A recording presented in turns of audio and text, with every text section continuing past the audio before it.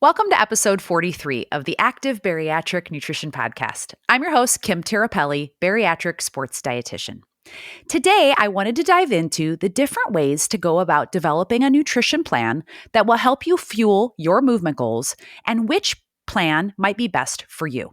When I work with my individual clients, I provide different levels of meal planning services to help them fuel their movement goals.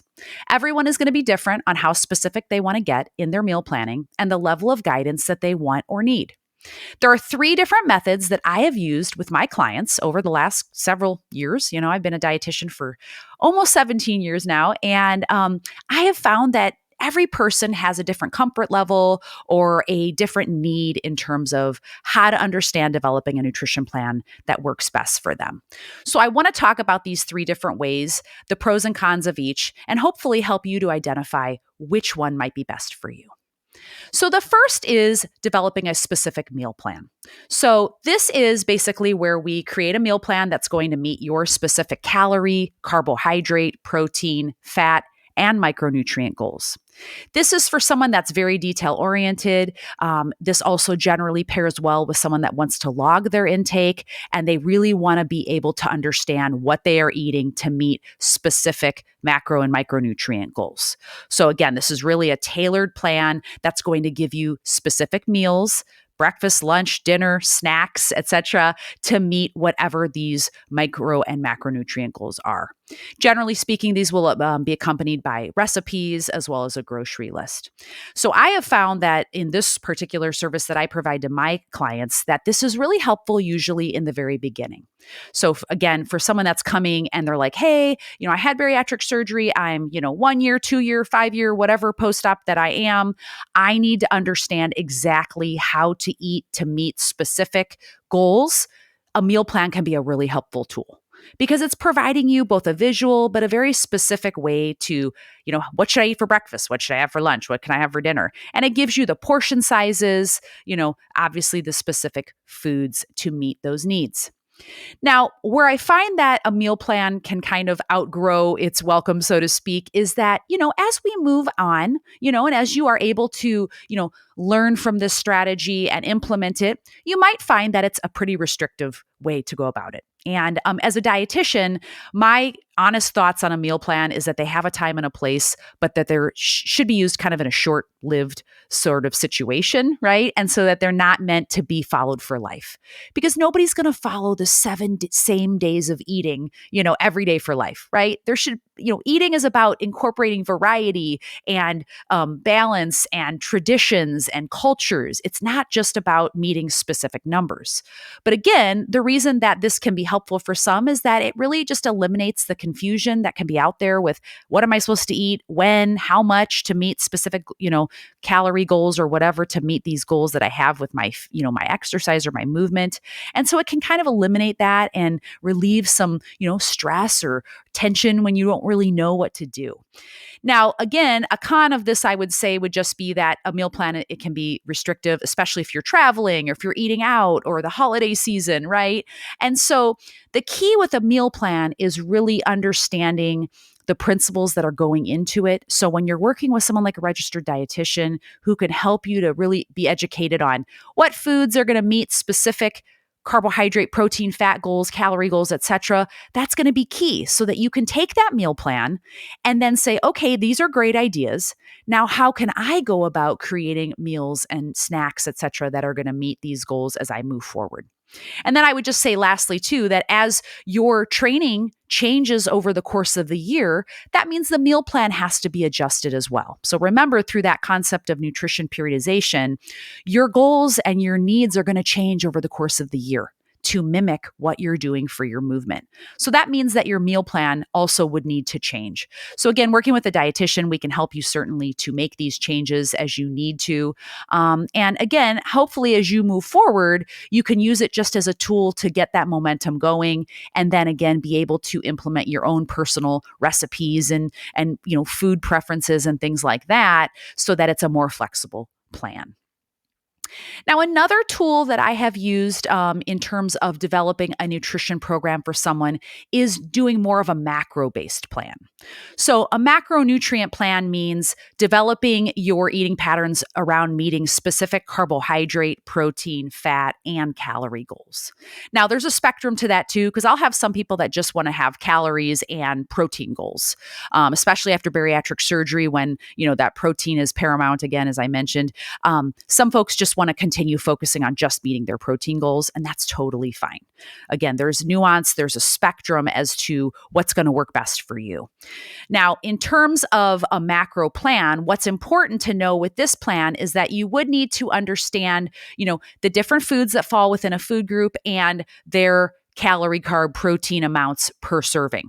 So for example, if you know that 1 ounce of lean meat is going to give you approximately 35 to 55 calories per serving and about 7 grams of protein, you can then choose which meat you want to use, and you can increase the portion to meet whatever those macro goals are for you. So for example, if I just said, I know that 1 ounce of lean meat is going to give me that 7 grams of protein, and I'm trying to get to, let's say, 20 to 30 grams of protein at a meal, I know that I can select really any lean protein, and I would need about 3 to 4 ounces of protein at each meal to meet those macro goals. So what's cool about a macro plan is that it really gives you a lot of flexibility and variety so that you're not just stuck with, oh, I have to eat this particular meal to meet, my calorie, macro goals, etc. I can mix and match. I can pick whatever lean protein I might want. I can pick whatever vegetable that I want, or fruit, or heart healthy fat. Because again, what's cool about going by a macro plan is if you understand what foods fit into each food group, you know that they're pretty interchangeable in terms of their overall energy, what they're providing you for energy. So for carbs and proteins and fats, if you are picking a fruit and you know about what the portion is that's going to equal other fruits, you can pick whichever one you want. Whether you pick an orange or an apple or a banana or a pear or grapes or cherries, they're all going to give you about 60 calories per serving and about 15 grams of carbohydrate. And understanding that allows you then to have that flexibility. So I have found that the macro, meal planning system for a lot of folks is helpful.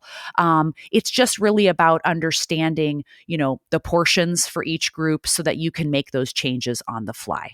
But I do like this method. It can be helpful. And I will note too that this, like the meal planning method, generally logging is a helpful kind of accompanying piece to this, because if you are aiming for set macros and things, it does require some logging so that you know that you're hitting those, right? So logging can be a helpful piece to this as well. Now, the last method that I want to talk about that kind of moves away from, calorie tracking or macro tracking is going by adjusting your plate.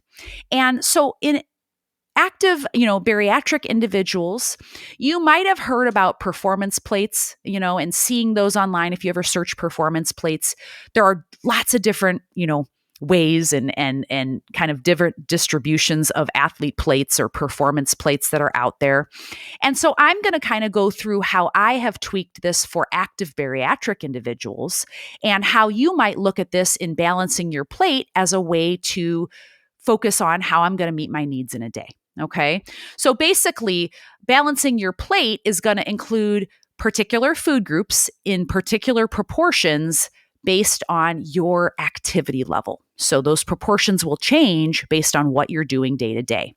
And what I really like about this is that, again, it gets away from that number-oriented focus. Because for some people, it doesn't work for them to be tracking or to be counting calories. And honestly, in real life, I would say for the majority of people, tracking day to day is not something that they might want to do for the long term.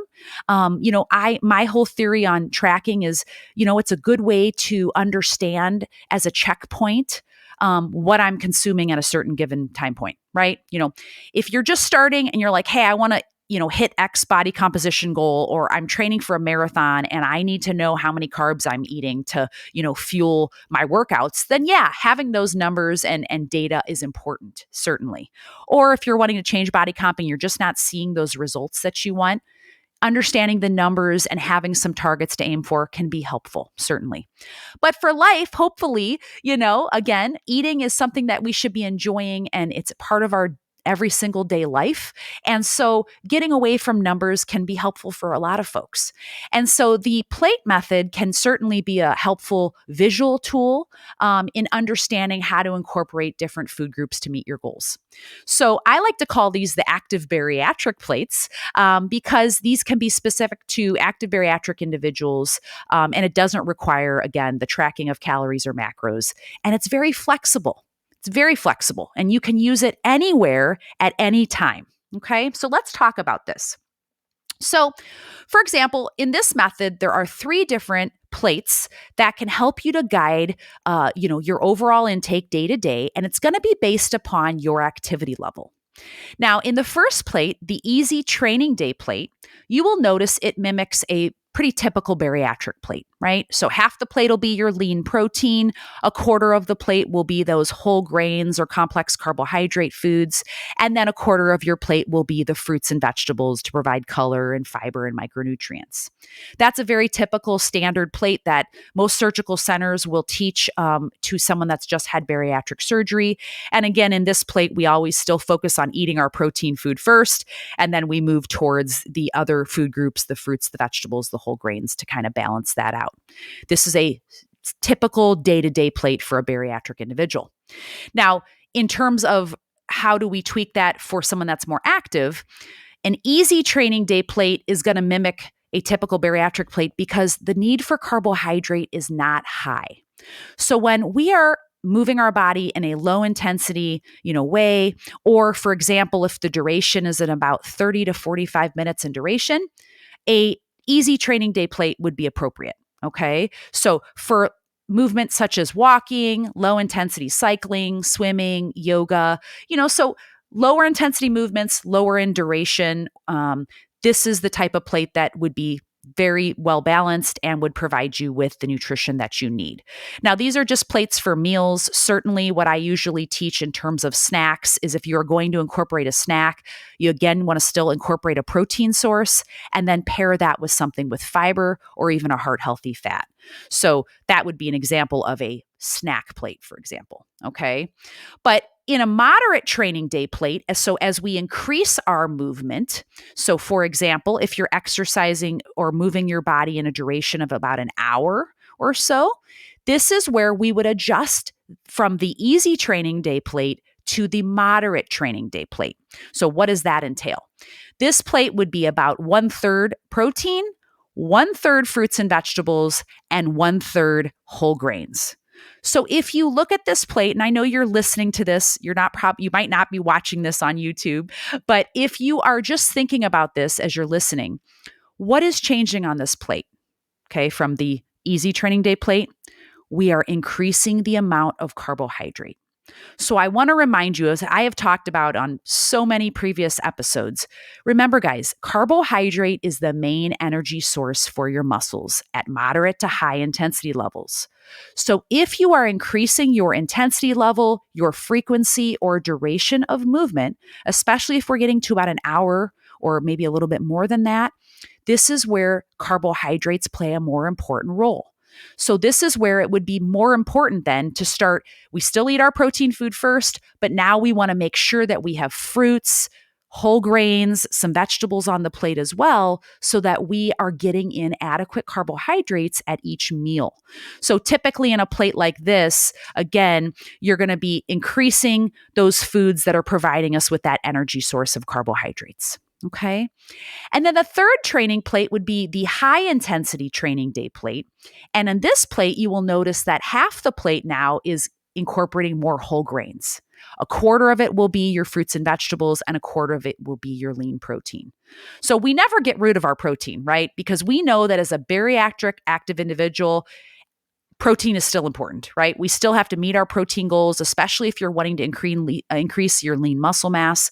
We still need to eat protein at every single time we sit down, right? Every meal should still have our protein. But again, as the intensity, the duration, and the frequency level increases for our movement, carbohydrate needs increase. And so what's cool about these visual guides is it just shows you how to make these minor adjustments as you're increasing your movement, okay? So, for example, if you're going to be moving your body for about 1 to 3 hours for activity like endurance events, running, cycling, triathlons, or if you have multiple training sessions in a day, or if you, for example, are going to be carbohydrate loading in preparation for an endurance event, maybe you're going to be doing a, 10K, a half marathon, a full marathon, or a, triathlon on the weekend. In the 3 days prior to that event, a high intensity training plate would be helpful because we are really emphasizing increasing our overall carbohydrates in those days. Okay, prior to a endurance event where carbohydrates are going to be really important to top off those muscle glycogen stores, because then as you enter that event come Saturday or Sunday, whatever day it is, you have adequate carbohydrate stores in the body to really help you get through that movement, paired with whatever you're doing on training or on the event day with your nutrition. Now, for the majority of active bariatric individuals that I work with, I would say that the easy training day and moderate training day plates are going to be your typical plates. Okay. But what's great about these is that they give you the ultimate flexibility with choosing what you want to eat and really helps to increase the variety of your intake, right? Because if you're really focused on every plate incorporating, a lean protein, fruit and or vegetable, and a whole grain, you're doing an awesome job of increasing the variety of your macronutrients, your micronutrients, and your fiber intake, to help pair with that protein. And so it can be a really great way to just visually show you how to make these minor adjustments so that you can fuel properly for the amount of activity that you are doing. And if you're wanting to get away from the tracking or logging or, following specific meal plans, you can utilize these plates as guides to help you adjust the portions of the food groups based on what you need for your activity level. I'm going to be posting a diagram of these active bariatric plates on my Instagram account, so definitely check it out. After listening to this, please go to my Instagram page. You'll be able to see these plates there, just so that you're getting a visual guide, as to how to make these changes. And honestly, I'd love to hear from you. What meal planning method has worked best for you? Everyone is so different. And this is why I always remind folks that, again, there's a reason and a season for different methods, right? There is no right or wrong way to go about this. And in fact, I often have people kind of hybrid, like, some are going to do some tracking, but they're still doing the plate method because the plate method doesn't really tell you exact portions. It really gives you that freedom to select what foods you want and really just adjust the proportion total on the plate. But I find that some people like a little bit of the detail, which is like, hey, I just want to know how much protein I'm getting. So I'm using the plate guide, but I am tracking my protein in a day. That's totally fine. What's great about knowing these different methods is finding what works best for you. And as I've talked about on so many episodes, as we've gone through, all these episodes in the past year, it's really about trial and error, guys, And I've talked a lot about the fact that I wish that there was more research on this specific area of, nutrition for active bariatric individuals.